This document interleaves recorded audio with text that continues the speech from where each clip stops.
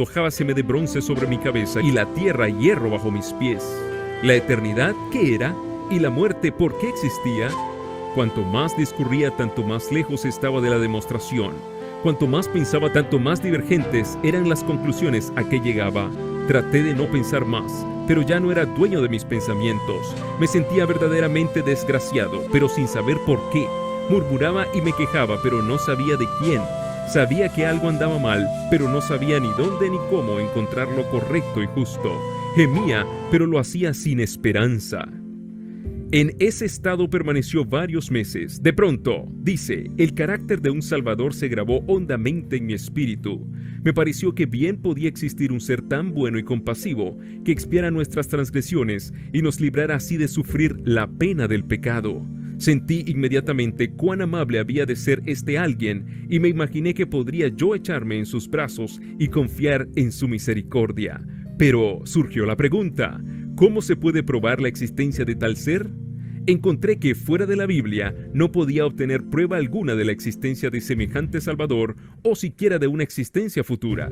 Discerní que la Biblia presentaba precisamente un Salvador como el que yo necesitaba, pero no veía cómo un libro no inspirado pudiera desarrollar principios tan perfectamente adaptados a las necesidades de un mundo caído. Me vi obligado a admitir que las Sagradas Escrituras debían ser una revelación de Dios. Llegaron a ser mi deleite y encontré en Jesús un amigo. El Salvador vino a ser para mí el más señalado entre 10,000, y las Escrituras que antes eran obscuras y contradictorias se volvieron entonces antorcha a mis pies y luz a mi senda. Mi espíritu obtuvo calma y satisfacción. Encontré que el Señor Dios era una roca en medio del océano de la vida. La Biblia llegó a ser entonces mi principal objeto de estudio y puedo decir en verdad que la escudriñaba con gran deleite. Encontré que no se me había dicho nunca ni la mitad de lo que contenía. Me admiraba de que no hubiese visto antes su belleza y magnificencia y de que hubiese podido rechazarla. En ella encontré revelado todo lo que mi corazón podía desear y un remedio para toda enfermedad del alma. Perdí enteramente el gusto por otra lectura y me apliqué de corazón a adquirir sabiduría de Dios. Miller hizo entonces pública profesión de fe en la religión que había despreciado antes, pero sus compañeros incrédulos no tardaron en aducir todos aquellos argumentos de que él mismo había echado mano a menudo contra la autoridad divina de las Santas Escrituras. Él no estaba todavía preparado para contestarles, pero se dijo que si la Biblia es una revelación de Dios, debía ser consecuente consigo misma y que, habiendo sido dada para instrucción del hombre, debía estar adaptada a su inteligencia. Resolvió estudiar las Sagradas Escrituras por su cuenta y averiguar si toda la contradicción aparente no podía armonizarse, procurando poner a un lado toda opinión preconcebida y escribiendo de todo comentario, comparó pasaje con pasaje con la ayuda de las referencias marginales y de la concordancia. Prosiguió su estudio de un modo muy regular y metódico, empezando con el Génesis y leyendo versículo por versículo. No pasaba adelante sino cuando el que estaba estudiando quedaba aclarado, dejándole libre de toda perplejidad. Cuando encontraba algún pasaje obscuro, solía compararlo con todos los demás textos que parecían tener alguna referencia con el asunto en cuestión. Reconocía a cada palabra el sentido que le correspondía en el tema de que trataba el texto, y si la idea que de él se formaba armonizaba con cada pasaje colateral, la dificultad desaparecía. Así, cada vez que daba con un pasaje difícil de comprender, encontraba la explicación en alguna otra parte de las Santas Escrituras. A medida que estudiaba y oraba fervorosamente para que Dios le alumbrara, lo que antes le había parecido obscuro, se le aclaraba. Experimentaba la verdad de las palabras del salmista. El principio de tus palabras alumbra, hace entender a los simples. Salmo 119-130. Con profundo interés estudió los libros de Daniel y el Apocalipsis, siguiendo los mismos principios de interpretación que en los demás libros de la Biblia, y con gran gozo comprobó que los símbolos proféticos podían ser comprendidos. Vio que en la medida en que se habían cumplido las profecías, lo habían hecho literalmente, que todas las diferentes figuras, metáforas, parábolas, similitudes, o estaban explicadas en su contexto inmediato, o los términos en que estaban expresadas eran definidos en otros pasajes, y que cuando eran así explicados, debían ser entendidos literalmente. Así me convencí, dice, de que la Biblia es un sistema de verdades reveladas dadas con tanta claridad y sencillez, que el que anduviere por el camino trazado por ellas, por insensato que fuere, no tiene por qué extraviarse. Eslabón tras eslabón de la cadena de la verdad descubierta vino a recompensar sus esfuerzos, a medida que paso a paso seguía las grandes líneas de la profecía. Ángeles del cielo dirigían sus pensamientos y descubrían las escrituras a su inteligencia, tomando por criterio el modo en que las profecías se habían cumplido en lo pasado, para considerar el modo en que se cumplirían las que quedaban aún por cumplirse. Se convenció de que el concepto popular del reino espiritual de Cristo, un milenio temporal antes del fin del mundo, no estaba fundado en la palabra de Dios. Esta doctrina, que indicaba 1000 años de justicia y de paz antes de la venida personal del Señor, difería para un futuro muy lejano los terrores del día de Dios. Pero, por agradable que ella sea, es contraria a las enseñanzas de Cristo y de sus apóstoles, quienes declaran que el trigo y la cizaña crecerán juntos hasta la siega al final del mundo, que los malos hombres y los engañadores irán de mal en peor, que en los postreros días vendrán tiempos peligrosos y que el reino de las tinieblas subsistirá hasta el advenimiento del Señor y será consumido por el espíritu de su boca y destruido con el resplandor de su venida. Mateo 13:30, 38 al 41, Segunda de Timoteo 3:13, 1, Segunda de Tesalonicenses 2:8. La doctrina del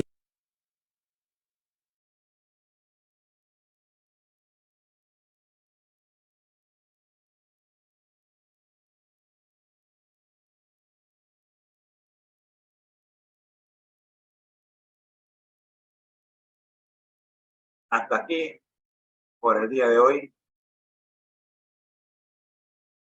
Hemos visto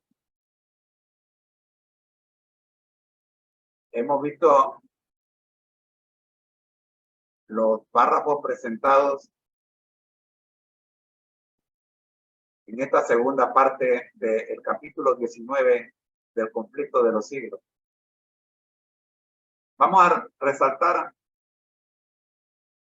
los puntos más importantes de cada uno de estos párrafos. Comenzamos por el primero.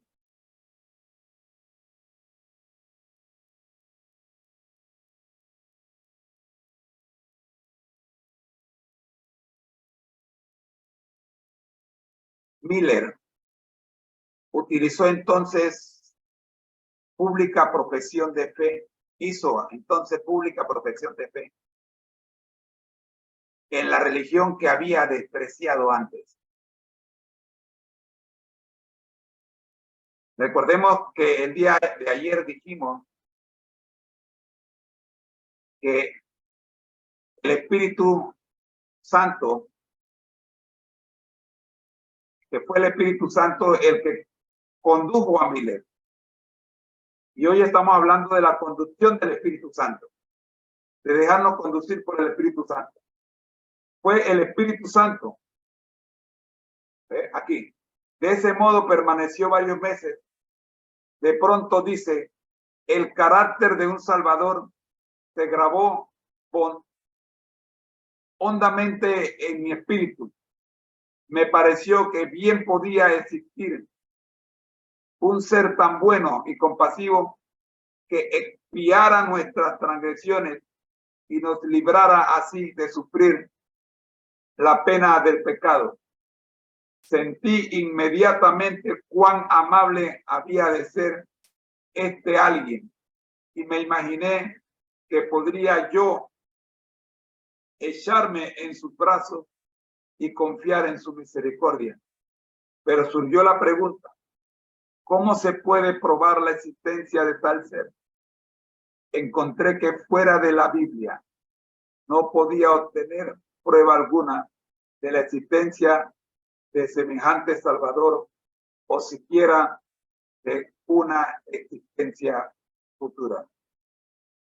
A partir de allí, dice que discerní que la Biblia presentaba precisamente un Salvador como el que yo necesitaba, pero no veía cómo un libro no inspirado podía desarrollar principios tan perfectamente adaptados a las necesidades del mundo caído. Me vi obligado a admitir que las Sagradas Escrituras debían ser una revelación de Dios. llegaron a ser mi deleite y encontré en Jesús un amigo. Esa es la labor del Espíritu Santo. El Salvador vino a ser para mí, dice, el más señalado entre 10,000. Y las escrituras que antes eran oscuras y contrarias se volvieron entonces antorcha a mis pies y luz a mi senda. Por eso, porque se dejó conducir por el Espíritu Santo, dice, en ella encontré revelado todo lo que mi corazón podía desear y un remedio para toda enfermedad del alma. Perdí enteramente el gusto por otra lectura y me apliqué de corazón a adquirir sabiduría de Dios. Amigos, de allí Miller hizo entonces pública profesión de fe en la religión que había despreciado antes. Por eso se da esta decisión. Es la obra del Espíritu Santo trabajando en el corazón de un hombre que no creía en Dios y no creía públicamente en Dios.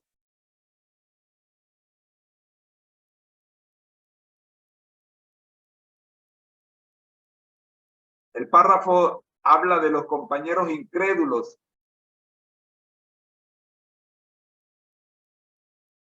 que no tardaron en aducir todos aquellos argumentos de que él mismo había echado mano a menudo contra la autoridad divina de las Sagradas Escrituras. Pero sus compañeros, dice, incrédulos no tardaron en aducir todos aquellos argumentos de que él mismo había echado mano a menudo contra la autoridad divina de la Sagrada Escritura.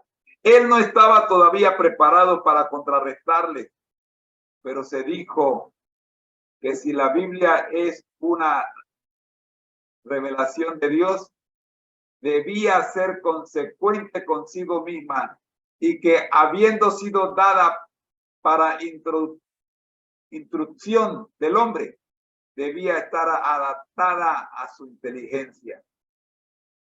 Debía estar adaptada a su inteligencia. Y por ello resolvió estudiar las Sagradas Escrituras por su cuenta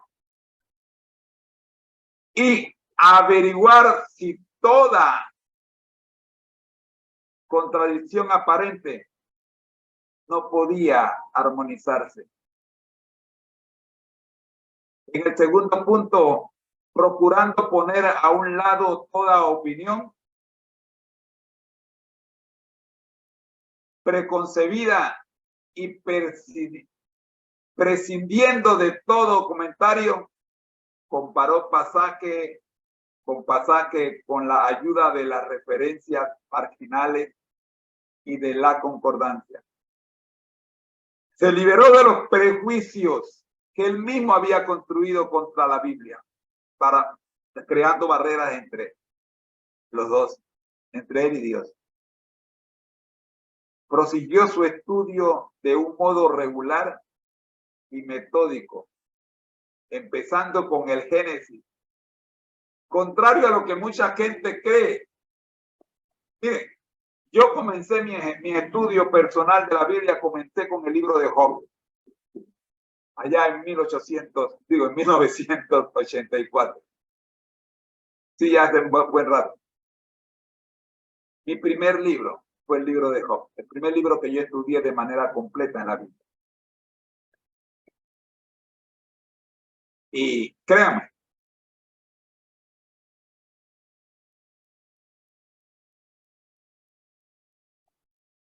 así como Miller comenzó por el libro de Génesis, no es malo, no es mala idea comenzar por el Antiguo Testamento, el estudio de la Biblia. Versículo por versículo. Nosotros estamos estudiando la Biblia ahora mismo, estamos en el Salmo 90 y estamos estudiando un capítulo por día. Miller no estudió un capítulo por día, estudió un versículo por versículo y miren lo que dice. Cuando encontraba algún pasaje oscuro, solía compararlo con todos los demás textos que parecían tener alguna referencia con el asunto en cuestión. Reconocía a cada palabra el sentido que le correspondía en el tema que trataba el texto. Y si la idea de él se formaba, la idea que él se formaba, armonizaba con cada pasaje colateral, la dificultad desaparecía. En el tercer punto que queremos resaltar de esta segunda parte, con profundo interés estudió los libros de Daniel y Apocalipsis. No comenzó por Daniel y Apocalipsis, comenzó por Génesis, pero le mostró un interés tremendo a Daniel y Apocalipsis. Amigos, yo sé que a ti te impresionan los libros de Daniel y Apocalipsis,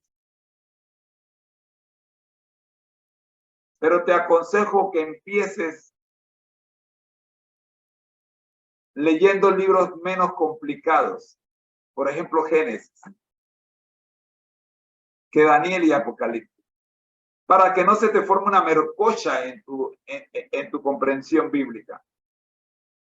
Con profundo interés estudió los libros de Daniel y Apocalipsis, siguiendo los mismos principios de interpretación que en los demás libros de la Biblia. O sea, fue estudiando en orden desde el Génesis, cuando llegó a Daniel y cerró con Apocalipsis, no dejó, no cambió el método, mantuvo el mismo interés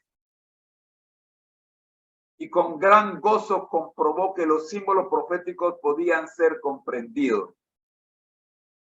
Es más, el mismo libro de Apocalipsis comienza diciendo que es la revelación de Jesucristo. Entonces, si es una revelación, ¿por qué no se va a comprender? Vio que en la medida en que se habían cumplido las profecías, lo habían hecho literalmente. Que todas las diferencias, las diferentes figuras, metáforas, parábolas, similitudes, etcétera, o estaban implicadas en su contexto inmediato, o los términos en que estaban expresadas eran definitivos o definidos en otros pasajes, y que cuando eran así explicados, debían ser entendidos literalmente. Así me convencí, dice, de que la Biblia es un sistema de verdades reveladas, dadas con tanta claridad y sencillez, que el que anduviere en el camino trazado por ellas, por insensato que fuere, no tiene por qué extraviarse. Tremendo, tremendo, tremendo. Seguidamente, dice el siguiente párrafo, tomando por criterio el modo en que las profecías se habían cumplido en el pasado, para considerar el modo en que se cumplirían las que quedaban aún por cumplirse, se convenció de que el concepto popular del reino espiritual de Cristo, un milenio temporal antes del fin del mundo, no estaba fundado en la palabra de Dios. Esto es interesante porque en aquellos días se creía que ya se estaba viviendo en el último milenio de la tierra. Y se enseñó esta mentira como verdad, se enseñaba esta mentira como verdad. Esta doctrina que indicaba 1000 años de justicia y de paz antes de la venida personal del Señor, difería para un futuro más lejano los terrores del día de Dios, los terrores del día de Dios. Pero por agradable que ella sea, que era interesante, era una doctrina que enseñaba esto. Por agradable que ella sea, es contraria a las enseñanzas de la Biblia. Por eso es que yo te invito a recordar que tú que has decidido seguir a Cristo, no pienses que con tu decisión se acabaron tus problemas, no. tus problemas no se acabaron, quizás comienzan ahora, pero no estarás solo, ahora estás con Cristo. Y eso marca la diferencia, una enorme diferencia. Enseñar que una vez que tú empiezas a caminar con Cristo,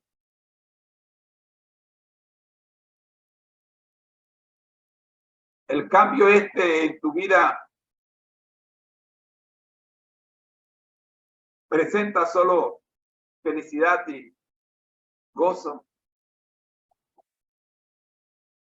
Es lo que se pretendía con esta doctrina de los 1000 años de paz, de tranquilidad y felicidad.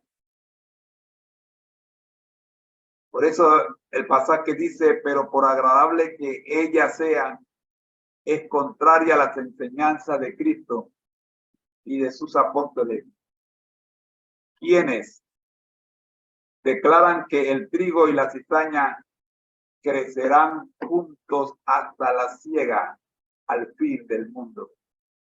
Que los malos hombres y los engañadores irán de mal en peor, que en los postreros días vendrán tiempos peligrosos y que el reino de las tinieblas subsistirá hasta el advenimiento del Señor y será consumido por el espíritu de su boca y destruido por el resplandor de su venida. Léalo en Mateo 13, 38 al 41, segunda de Timoteo 3, 13 y primera y segunda de Tesalonicenses.